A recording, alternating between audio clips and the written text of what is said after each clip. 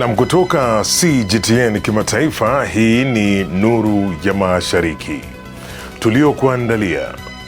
Jukwaa la uchumi na biashara la BRICS lazindua mwongozo mpya wa kuimarisha ushirikiano wa biashara. Maonesho ya Canton yavutia wanunuzi wa kimataifa, yachochea utalii Guangzhou. Na mabalozi wa Afrika wakaribisha sera ya China ya ushuru wa sifuri. Kwa hayo na mengine mengi, karibu kwenye Nuru ya Mashariki. Jina langu ni Jacob Mogoa.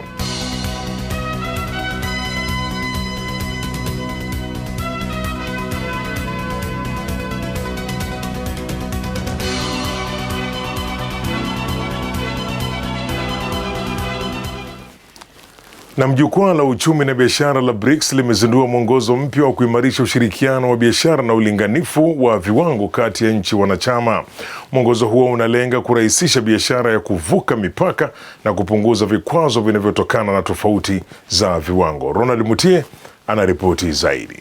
Jukwaa la uchumi na biashara ya nchi wanachama wa BRICS limefanyika Beijing na kuzindua mwongozo mpya unaolenga kuimarisha ushirikiano wa kibiashara na uangalifu wa viwango kati ya nchi wanachama. Mwongozo huo unaoitwa Mwongozo wa Maendeleo ya Biashara na Ushirikiano wa Viwango wa BRICS unakusanya na kuratibu taarifa muhimu kuhusu biashara na viwango vya kitaifa kutoka nchi wanachama. Kama nyenzo ya vitendo, unalenga kuboresha uratibu wa mifumo kwa kutoa mwongozo wa kusaidia kuoanisha viwango na kurahisisha biashara ya kuvuka mipaka. It helps align divergent national standards, reducing frictions which especially important for small and middle-sized enterprises. I think this release of this book is of great significance to all the BRICS and BRICS Plus countries. Aidha, unatarajiwa kusaidia nchi za BRICS kupunguza gharama za kupata taarifa, kukabiliana na hatari za uzingatiaji wa kanuni, kuimarisha uwezo wa kushughulikia vikwazo vya kiufundi kati ya biashara na kuongezea ushiriki wao katika ushirikiano wa kimataifa wa kiuchumi pamoja na uwekaji wa viwango. BRICS ilianzishwa mwaka 2009 na Brazil, Russia, India na China, huku Afrika Kusini ikijiunga mwaka 2010, na sasa imekuwa ni jukwaa lenye ushawishi mkubwa wa ushirikiano wa kimataifa miongoni mwa mataifa yenye uchumi unaochipuka. Maonyesho ya 139 ya biashara ya kimataifa ya China maarufu kama Canton Fair yanayoendelea katika jiji la Guangzhou kusini mwa China yamevutia idadi kubwa ya wanunuzi kutoka mataifa mbalimbali. Nilifuatilia basi maonyesho hayo na kukuandalia ripoti ifuatayo.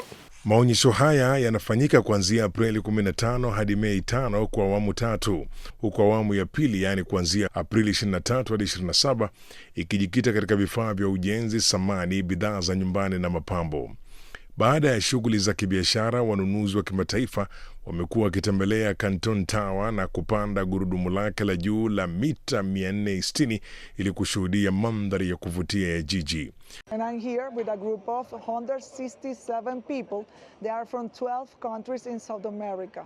Not only do the business, we do 5 days Canton Fair and then 2 days going around and seeing the city, the Chinese culture, the food.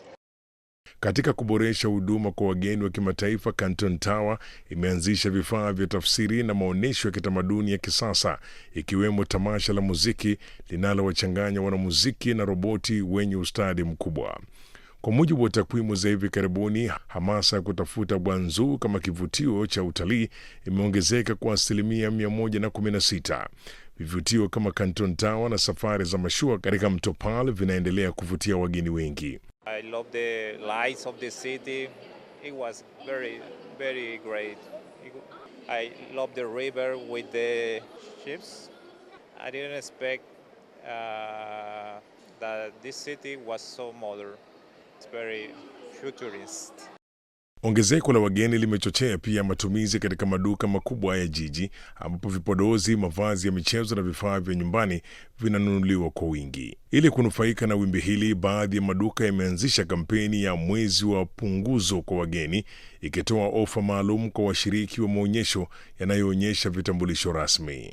Mabalozi wa Afrika nchini China wameeleza kuunga mkono sera ya China ya kutoza ushuru wa sifuri kwa nchi 53 za Afrika zilizo na uhusiano wa kidiplomasia na China, wakitarajia kuwa italeta fursa mpya za maendeleo kwa bara hilo.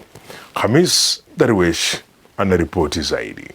Mnamo Septemba 2024, Rais wa China Xi Jinping alisema katika hotuba yake kuu kwenye hafla ya ufunguzi wa mkutano wa kilele wa Beijing wa jukwaa la ushirikiano kati ya China na Afrika, yani FOCAC, kwamba China imeamua kutoa ushuru kwa nchi zote zilizoendelea kwa kiwango cha chini zilizo na uhusiano wa kidiplomasia na China, ikiwemo nchi 33 za Afrika kwa 100% ya mistari ya ushuru.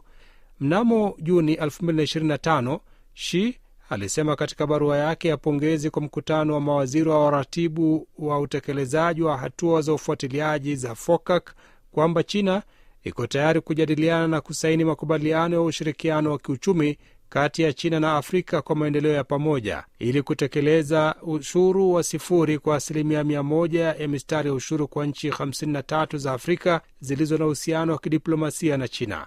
Kuanzia tarehe mosi Mei mwaka huu, ushuru wa 0 kwa bidhaa kutoka nchi hizo 53 za Afrika utaanza kutumika. In 2024, there was the summit here, and President Xi Jinping outlined 10 priority areas for support, and one of them is the zero tariff for goods from Africa that is coming into force on the 1st of May this year. That is significant because it's going to be a win-win partnership for Africa. I think it's a very important opportunity for Africa.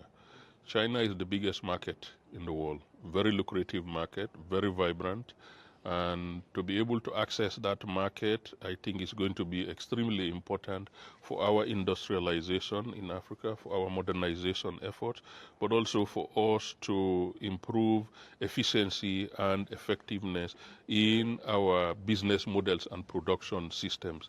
But also for China, this will be also mutually beneficial.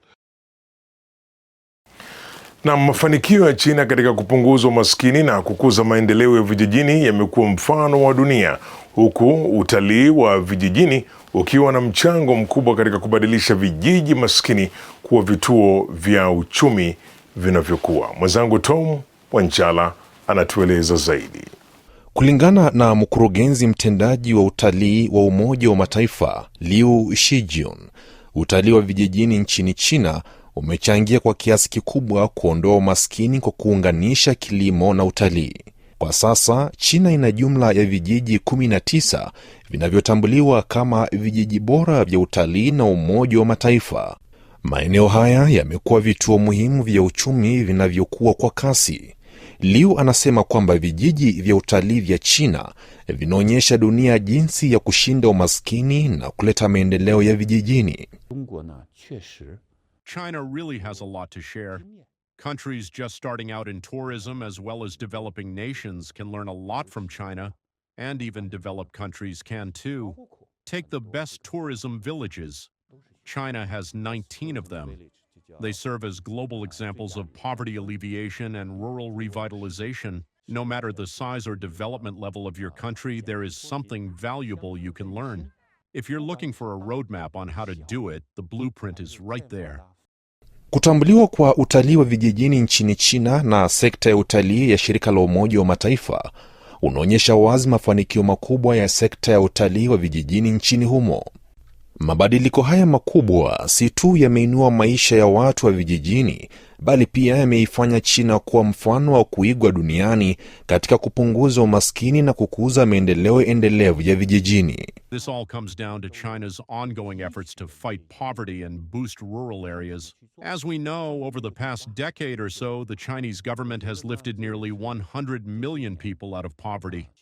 So we have some fantastic case studies, like the Ajeki project in Yunnan and the sites in Anji. Beyond just enjoying the event, they were able to use their own eyes to see the real changes happening in rural China. We've already passed the stage of basic poverty alleviation. We have entered the era of rural revitalization. Now it's about how to build on that success and keep moving forward. Watengenezaji wa magari wa China wanapanua uwepo wao kimataifa wa kupeleka mnyororo mzima wa thamani nje ya nchi. Watengenezaji wa magari wa China wanaongeza kasi ya kupanua uwepo wao kimataifa kwa kuwekeza katika mnyororo mzima wa thamani. Mkakati huo unachochewa na ukuaji mkubwa wa mauzo ya nje. Ronald Mutie anatufahamisha zaidi. Watengenezaji wa magari wa China wanapanua kimataifa, sio kwa kuuza magari tu, bali pia kupeleka mnyororo mzima wa dhamani na kujikita ndani ya masoko ya nje. Katika robo ya kwanza ya mwaka, China iliuza nje zaidi ya magari milioni 2.2, ongezeko la 56.7%, na soko la nje sasa ni injini kuu ya ukuaji. Kampuni ya GSC ilirekodi ongezeko la 89% ya mauzo ya nje na inaendeleza viwanda, mitandao ya mauzo na mifumo ya nishati nje ya nchi. Going overseas today is no longer just about exporting products. Building on product exports, we are advancing industrial deployment and ecosystem abroad. In the Asia-Pacific region, we have made Thailand a pacey setter, including the building of manufacturing bases, sales networks, energy ecosystems, and mobility services there to ensure that our products reach out, our industry settles down locally, and our brand goes high. Chang'an Automobile pia nayo iliongezea kasi ya uwekezaji wake nje. We are pacing up the construction of key links across the full automotive industrial chain overseas, including design, research and development, manufacturing, marketing channels, logistics, and transportation. By 2030, we plan to achieve an overseas production capacity of 800,000 units. Geely kupitia Lotus imeanza kuuza nje magari ya umeme yaliyotengenezwa nchini China kwenda nchini Canada. Over the next 5 years, we will launch more than 10 new car models for markets worldwide, covering different segments, body styles, and energy options. Nayo kampuni ya SAIC GM Holding inalenga Asia ya Kusini Mashariki, kwa mfano wa minyororo mitano, yaani uzalishaji, ugavi, mauzo, fedha na rasilimali watu. We introduced 17 suppliers from China to Indonesia. Moving forward, we are to replicate this model and gradually expand it to other ASEAN markets. Xpeng na Ceres nao wanategemea teknolojia ili kujiimarisha kimataifa. By pursuing differentiation and technology-driven solutions, we can better achieve win-win outcomes with local markets. We hope to work with partners of the entire industry to jointly accelerate the deployment of more cutting-edge technologies in overseas markets. Maonesho ya magari ya Beijing mwaka 2026 yalifunguliwa Ijumaa na yataendelea hadi Mei 3. Kama maonesho makubwa zaidi ya magari duniani, yamekutanisha zaidi ya kampuni 2,000 kutoka nchi na maeneo 21. Jumla ya magari 1451 yanaoneshwa, yakiwemo magari mapya 180 yaliyozinduliwa kwa mara ya kwanza duniani, idadi kubwa zaidi katika historia ya maonesho hayo, pamoja na magari dhana 71. Na kwenye sehemu yetu Fahamu China leo, wasimamizi wa masoko wanasema hali ya usalama wa chakula nchini China imeendelea kuwa tulivu, huku vyakula vikuu kama mchele, unga na maziwa vikidumisha ubora wa juu wa miaka 5 mfululizo. Sasa Zakia Pong anatufahamisha zaidi kwenye sehemu yetu ya Fahamu China.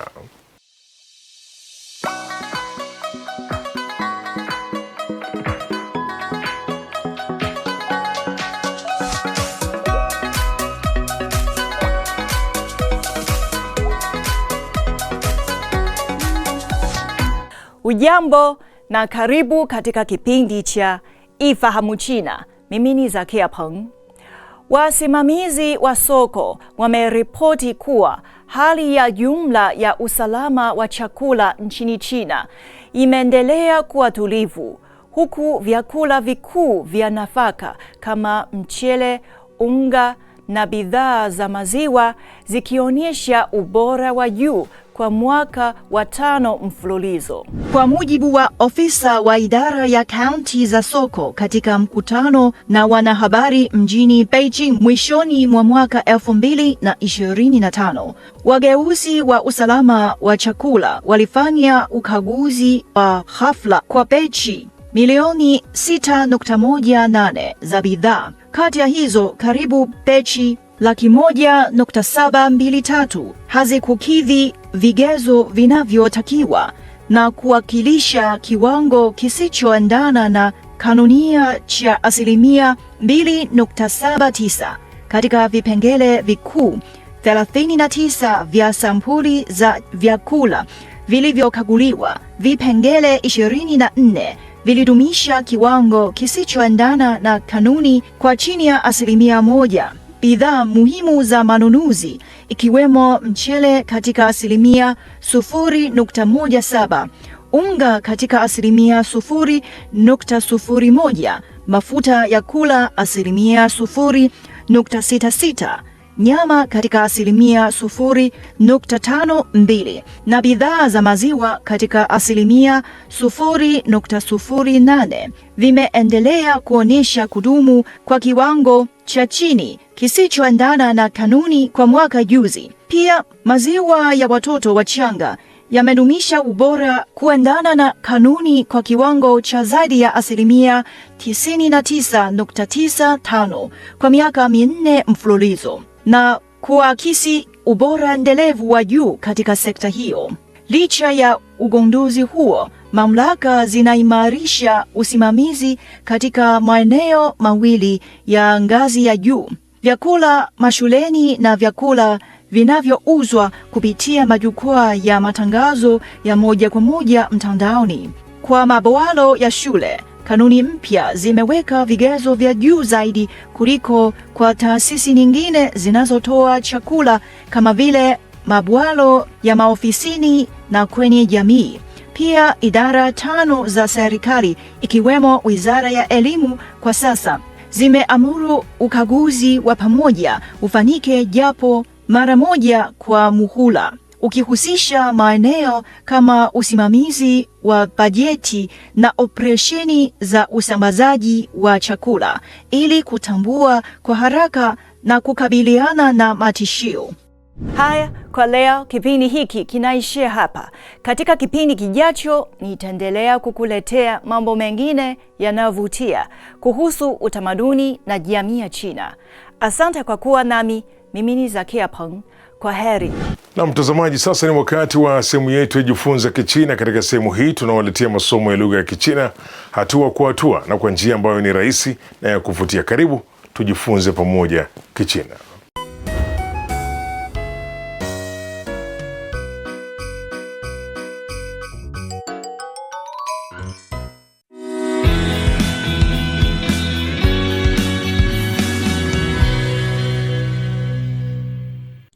第5课，我6岁。 Mambo, karibu katika darasa la Kichina la YCT. Somo la YCT ni mfumo wa mafunzo ya lugha ya Kichina unaowaongoza watoto kujifunza Kichina kwa ufanisi na kuinua kiwango chao cha uelewa wa lugha ya Kichina kwa pande zote. Leo tutajifunza jinsi ya kuandika herufi za Kichina. Tafadhali andaa karatasi na kalamu yako.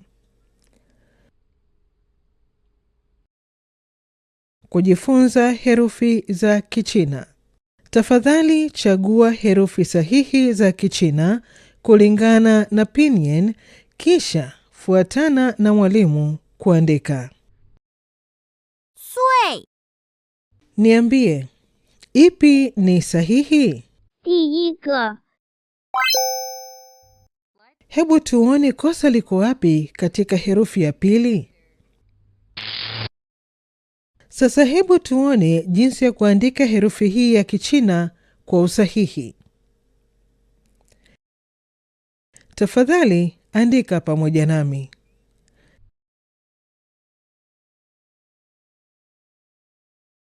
duo. Niambie, ipi ni sahihi? 第二个 Hebu tuone kosa liko wapi kwa herufi ya kwanza. Sasa hebu tuone jinsi ya kuandika herufi hii ya Kichina kwa usahihi. Tafadhali andika pamoja nami.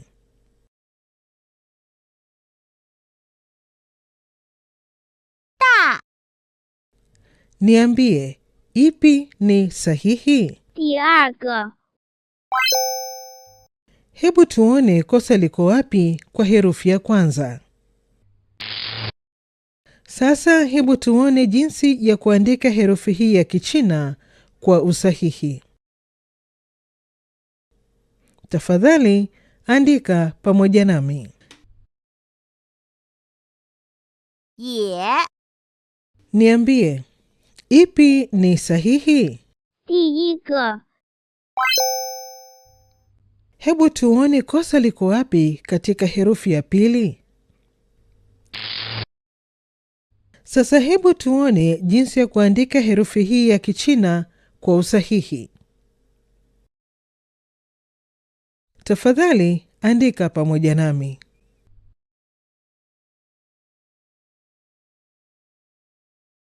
Tafadhali jibu sahihi kuendana na swali.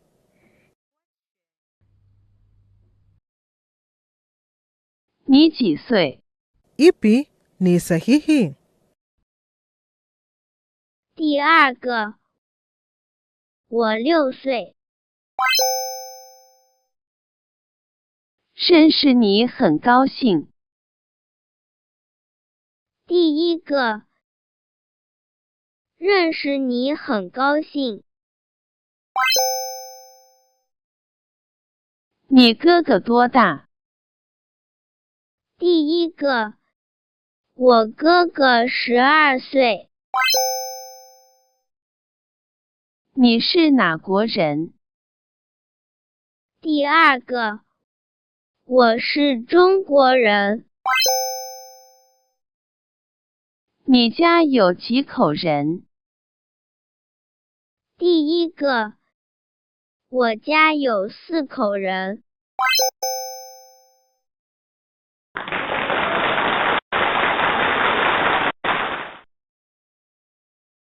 Kazi ya kufanya nyumbani ya leo ni kuandika herufi za Kichina. Na kesho tutaendelea kujifunza Kichina. 再见。 Kufikia hapo ndipo ninapokamilisha makala haya ya Nuru ya Mashariki. Usikose kujiunga nasi tena juma lijalo sana wakati kama huu kwa makala mengine ya Nuru ya Mashariki. Kwa niaba ya wote waliofanikisha, mimi ni Jacob Mogoa nikisema shukran kwa kuwa nami. Kwa taarifa zaidi kuhusu China, unaweza kutembelea tovuti ya CRI Kiswahili na marafiki_CN kwenye Facebook. Pia unaweza kupakua app ya Cheche kwenye Google Play na Palm Store.